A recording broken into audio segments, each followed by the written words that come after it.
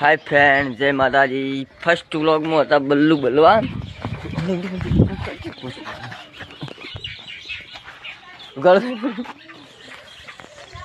तो बहुत शर्मो सी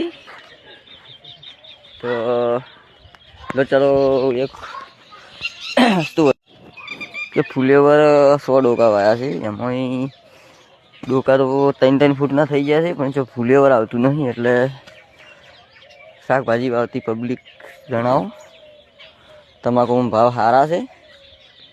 2100નો ભાવ પડ્યો છે।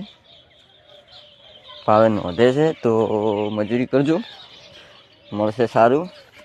હેપી